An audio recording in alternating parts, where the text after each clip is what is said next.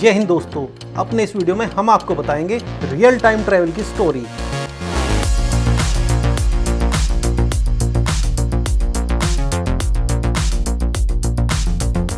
एक व्यक्ति जो इंटरनेट पे नोहा नाम से मशहूर है, उसका ये दावा है कि वो साल 2030 से आया है और ये बात भी बहुत फेमस है कि इस इंसान ने लाई डिटेक्टर टेस्ट को भी पास किया है। लाई डिटेक्टर टेस्ट उस मशीन को कहा जाता है जो ये पता करती है कि आप सच बोल रहे हैं या झूठ। सच या झूठ बोलते समय आपका चेहरा, आपका हाव भाव अलग अलग होता है और इसी को ये मशीन सेंस कर लेती है। तो जब ये इंसान कह रहा है कि मैं 2030 से आया हूँ और उस समय की घटनाओं के बारे में बता रहा है, तब लाई डिटेक्टर मशीन इसे रीड कर रहा था कि ये सच बोल रहा है। तो चलिए दोस्तों, शुरू करते हैं आज का वीडियो।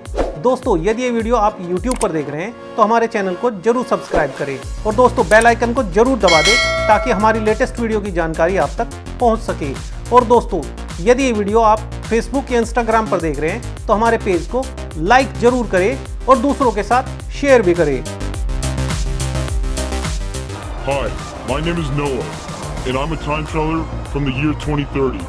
नोहा के चेहरे को कुछ प्राइवेसी रीजन के चलते छुपाया गया है। इंटरनेट पे आपको इसकी फोटो हमेशा ब्लर्ड यानी धुंधली ही मिलेगी। नोहा ये कह रहा था कि पहले भी वो टाइम ट्रेवल कर चुका है, पर इस बार वो किसी कारण की वजह से फंस गया है और वो 2030 में वापस नहीं जा पा रहा है। नोहा ने भविष्य के बारे में बताया कि भविष्य में टेक्नोलॉजी में बहुत तरक्की होगी। सेल्फ ड्राइविंग कार यानी बिना ड्राइवर से चलने वाली गाड़ी एक्चुअल में आपको सड़क पर देखने को मिलेगी।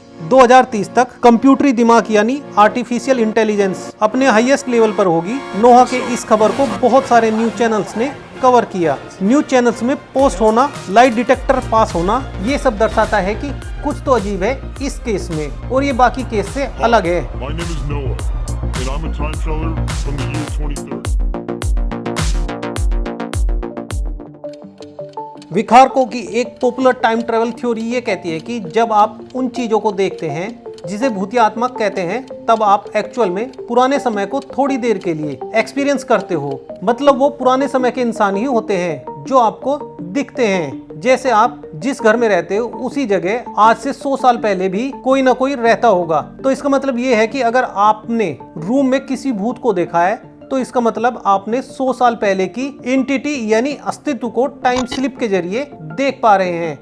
मान लो आपने अपने कमरे के कोने में किसी एंटिटी यानी अस्तित्व को देखा हो, तो असल में आप इंसान को किसी टाइम ग्लिच के चलते देख रहे हो जो सालों पहले उसी पोजीशन में कभी रहा होगा। ऐसी ही कुछ डरावनी घटना मासाचुसेट्स यूएस में हुई थी। आंद्रेया हेरिंग नाम की एक औरत के साथ जिस बेडरूम में आंद्रेया हेरिंग रहती थी, वही बेडरूम सालों पहले एक फेमस राइटर का हुआ करता था जिसका नाम एडिथ वर्थटन, जिसकी मौत साल 1937 में हो गई थी। तो आप सोच ही सकते हैं कि जिस घर में वो रहती थी वो कितना पुराना था। अजीब घटना ये थी कि एक रात एंड्रिया जब सो रही थी और वो बाकी रात के जैसे एक नॉर्मल रात थी। एंड्रिया रोज की तरह खाना खाकर अपने बेडरूम की तरफ बढ़ी। उसके साथ क्या होने वाला था उसको कोई अंदाजा नहीं था। उसे कोई आइडिया नहीं था कि वो क्या देखने वाली है। देर रात अचानक उसकी नींद खुल गई और उसने जो देखा वो किसी साहसी इंसान को डराने के लिए भी काफी था। उसने देखा कि उसका रूम पूरी तरह बदल चुका है। उसके दीवार पर पुराने जमाने की ड्राइंग लगे हुए हैं और उसके कमरे का डिजाइन पूरी तरह बदल चुका है। खिड़कियां, अलमारी, दरवाजे ये पुराने जमाने के लग रहे थे। खासकर रूम का दरवाजा किसी पुराने जमाने की लकड़ी का दरवाजा जैसा लग रहा था। यहाँ तक जिस बेड पर वो सो रही थी वो बेड भी बहुत बड़ा हो गया था। फिर उसने नजर घुमाई।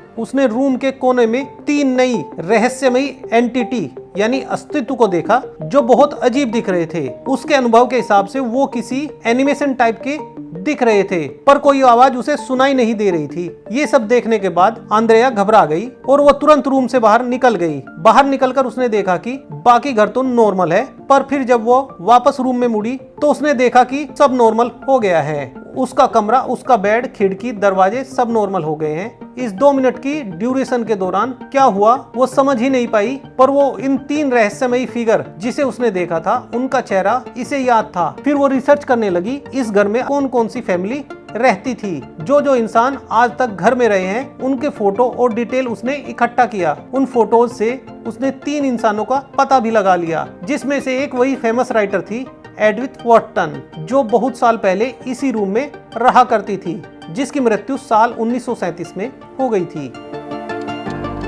तो दोस्तों, आपको हमारी ये वीडियो कैसी लगी? हम उम्मीद करते हैं आपको हमारी ये वीडियो पसंद आई होगी। दोस्तों, कमेंट करके जरूर बताएं कि आपको हमारी ये वीडियो कैसी लगी। दोस्तों, अगर आपके कुछ सुझाव है तो वो भी हमें बता सकते हैं। दोस्तों, आप हमें ईमेल भी कर सकते हैं। दोस्तों, यदि ये वीडियो आप YouTube पर देख रहे हैं तो हमारे चैनल को जरूर सब्सक्राइब करें और दोस्तों बेल आइकन को जरूर दबा दें ताकि हमारी लेटेस्ट वीडियो की जानकारी आप तक पहुंच सके।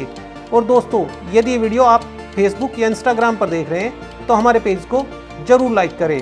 दोस्तों, हमारे पेज को दूसरों के साथ शेयर भी करें।